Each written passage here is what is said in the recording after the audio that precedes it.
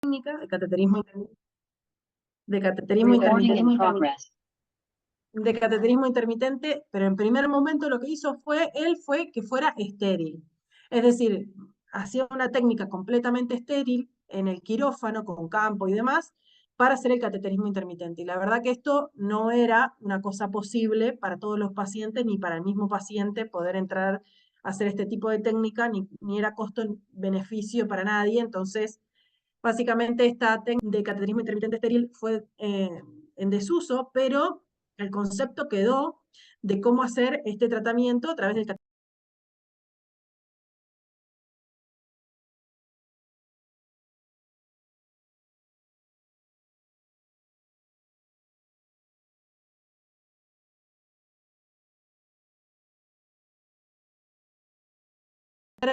realizar el cateterismo intermitente. ¿Cuál es el concepto del cateterismo intermitente? Básicamente que la vejiga empiece a entender por una forma refleja cuándo se tiene que contraer y cuándo se tiene que distender. Entonces, nosotros lo que hacemos es colocar el catéter 4 a 6 veces al día, que es más o menos la cantidad de veces que uno va al baño, si toma una cantidad de líquido determinado, que puede ser alrededor de 250 centímetros o 500 centímetros entre cateterismo y cateterismo, unos 2 litros por día. Entonces, la vejiga empieza a entender cuándo se tiene que llenar y cuándo se tiene que contraer. Entonces, es una forma de entrenamiento muscular, básicamente. Pongo el catéter, se elimina la orina, saco el catéter y la vejiga no se vuelve a contraer. Hasta la próxima vez que yo coloco el catéter. ¿Qué pasa? Muchas veces al principio normalmente no suele ser tan efectivo, pero lo que tenemos que tratar de lograr es que el paciente orine en el momento en el que nosotros le ponemos la sonda, que no tenga pérdidas entre cateterismos. Normalmente los volúmenes que van a sacar suelen ser alrededor de 500 centímetros cúbicos, que es lo que estuvo tomando desde el último cateterismo a esta parte. Por eso es tan importante hacer un programa que tenga en cuenta la cantidad de hidratación adecuada para el manejo de la vejiga y también del intestino. O sea que la cantidad de agua que tiene que tomar no puede ser 2 litros a la mañana y después nada, porque si no es como hacer bíceps, no sé, 2000 flexiones de brazo el lunes y hacerlo al otro mes. O sea, imposible. Lo que necesita es una regularidad, igual que entrenar un músculo, lo mismo. Entonces, la cantidad de líquido que va a tomar es una cantidad adecuada de alrededor de 500 centímetros cúbicos entre cateterismo y cateterismo. En caso de que exista pérdida entre cateterismo y cateterismo, puede ser que la vejiga esté reaccionando en el medio. En principio, lo que hacemos es tratarlo con anticolinérgicos. ¿Se acuerdan que les dije que el trígono, que es la zona que se contrae, es muy rica en estimulación de tipo colinérgica? Entonces, si yo le doy un anticolinérgico, va a intentar inhibir las contracciones que puede tener a esa altura la vejiga. Normalmente podemos empezar con una dosis determinada y después, si eso no revierte y el paciente sigue teniendo estas contracciones no inhibidas entre medio, se puede utilizar el tratamiento con toxina botulínica que se hace por cistoscopía. Se hacen alrededor entre 300 y 500 punciones en lo que es la parte del trígono para generar lo mismo que genera cuando hacemos la espasticidad, que es esta parálisis flácida de la zona del trígono, para evitar que se contraiga permanentemente. Los cateterismos intermitentes entonces tienen esa función de rehabilitar la vejiga intentando que este arco reflejo de distenderse y contraerse se haga en una forma periódica y controlada. De esta forma el paciente no tiene orinas entre cateterismos y incluso si tenemos un buen programa intestinal, el paciente puede tener una vida lo más normal posible dentro de sus características de salir, por ejemplo, sin pañales. Si puedo controlar la vejiga y puedo controlar el intestino, que los dos se pueden controlar. En algunos casos, obviamente, es mucho más complicado. Los catéteres que tenemos hoy en día están ajustados por sexo y por edad. Tenemos diferentes para niños, para niñas y diferentes volúmenes, diámetros, que esos los medimos a través de los French. El frenchaje más común para adultos es 12 y en los niños en general es 10, y cambian en los pediátricos, que inclusive hay catéteres neonatales que son realmente muy, muy finitos para la uretra de los niños, por ejemplo, que nacen con mielomeningocele. El catéter puede venir, en general, lo que hoy en día se utiliza como buena práctica es el catéter de uso único. Aunque sabemos que en los países como los nuestros, los latinoamericanos, cuando no tenemos la posibilidad de hacer el catéter de uso único, el catéter se usa un montón de veces. Y la verdad es que eso genera que haya más fricción, que tengan más posibilidad de tener infecciones urinarias, que generen falsas vías, que tengan más complicaciones a la hora de hacer el cateterismo. También están hoy en día los de más tecnología, que son aquellos que tienen los que se llaman sistema no touch, que uno lo que hace es como, tiene como una bolsita, o vienen de diferentes formas, pero lo que hace es, no toca el catéter, sino que va deslizando la bolsita para evitar tocar el catéter con la mano, con el guante, con lo que sea, que tiene más posibilidad de meter algún tipo de germen. También hay catéteres con la bolsa integrada, que son también sistemas cerrados. Obviamente son carísimos, todo es carísimo, entonces hay que saber específicamente qué para qué paciente y lo que autoriza cada uno de los servicios de salud de los países donde estemos.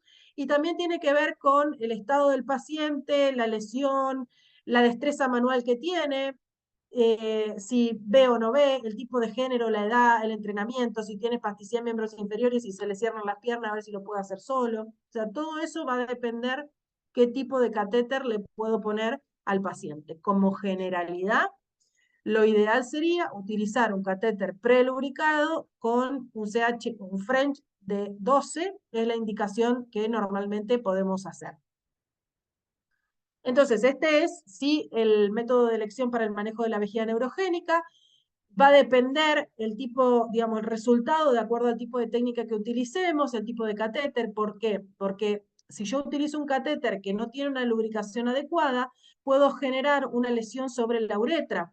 Si genero lesiones sobre la uretra o hago mal el cateterismo donde genero falsas vías, porque la uretra es un tejido muy, muy blandito, que si yo fuerzo la sonda dentro de la uretra, puedo generar falsas vías o lesiones o espasmos de la uretra, y yo intento forzarlo, lo que hago es generar una lesión. La lesión de la uretra va a tender a la cicatrización, igual que si nos lesionamos la piel. Y cuando cicatriza el tejido cicatrizal, cierra la uretra y ahí estamos fritos, porque el cierre de la uretra a través de un tejido cicatrizal nos obliga a buscar una vía alternativa que probablemente sea una punción suprapúbica para generar la eliminación de la orina o una talla vesical.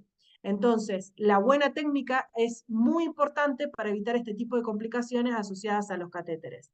Tiene que ser una técnica aséptica y atraumática. Si ustedes miran un catéter, van a ver que no tiene un agujero en la parte de la punta, ni es piloso, sino que tiene orificios atraumáticos, ojitos a los costados, que justamente lo que hacen es que esto haga que no arrastre parte del epitelio de la uretra ni lo lesione. Normalmente, el paciente lo que le pedimos es que intente orinar solo antes de hacerse el cateterismo. Si el paciente puede orinar buenos volúmenes y en el cateterismo, por ejemplo, saca 50, saca 40 milímetros y mililitros y saca lo mismo en todos los cateterismos y puede orinar voluntariamente antes del cateterismo y le pasa eso en todos los cateterismos, ese cateterismo lo puedo sacar. Pero si no, va a necesitar siempre hacer el cateterismo. El volumen residual que podemos dejar es entre 6 y hasta 50, no más, porque si no, sí que genera este caldo de cultivo para tener más infecciones urinarias.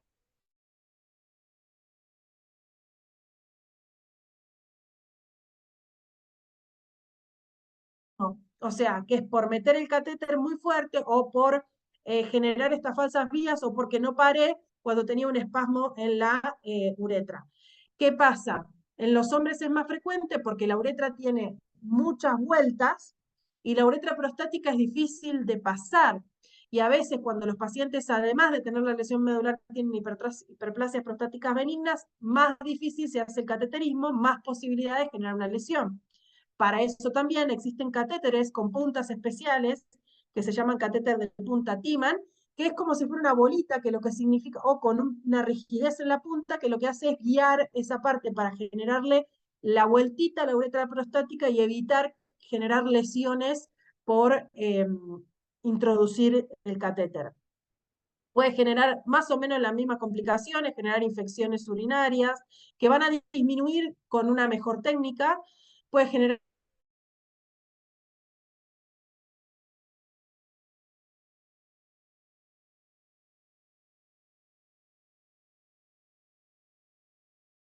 litiasis relacionada por la introducción de un cuerpo extraño.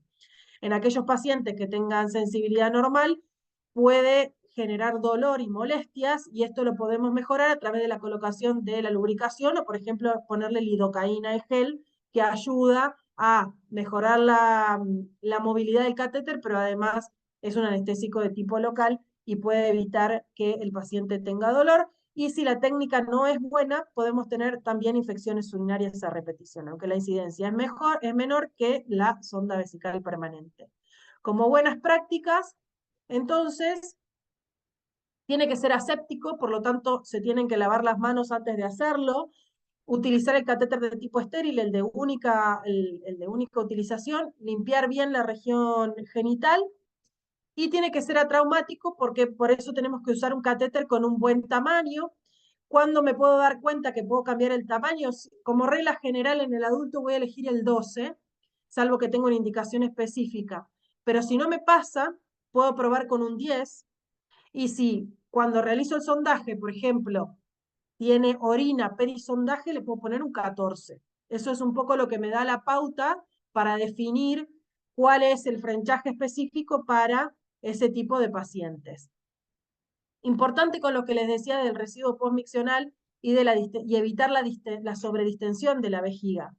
Esto tiene que ver con, digamos, la cantidad de orina que puede quedar y que puede quedar hasta 50 mililitros. ¿Qué pasa? También cuando se produce la distensión de la vejiga, la pared de la vejiga disminuye o sea, se disminuye el espesor de la vejiga. Cuando disminuye el espesor de la vejiga, también estoy apretando vasos sanguíneos. Entonces se produce una isquemia. Y la isquemia, esa disminución del oxígeno de la pared, si se produce en un tiempo prolongado, genera que un ambiente mucho más adecuado para que las bacterias puedan desarrollarse y generar infecciones. Por eso no puedo tener una vejiga distendida durante tanto tiempo y necesito que se contraiga, y por lo tanto tampoco puedo dejar residuos postmiccionales tan abundantes en la vejiga. ¿Cuántas veces vamos a hacer el cateterismo por día? Bueno, eso va a depender, pero en general la mayoría es entre 4 y 6, y tiene que ver con esto que les decía recién. Se encontró que si nosotros tenemos entre 4 y 6 cateterismos por día, en vez de 3 o menos, evitamos esta sobredistensión de la vejiga que hace que se genere un efecto sobre la microcirculación y por lo tanto la posibilidad de que exista una mayor sobreinfección. Catéteres son los hidrofílicos, que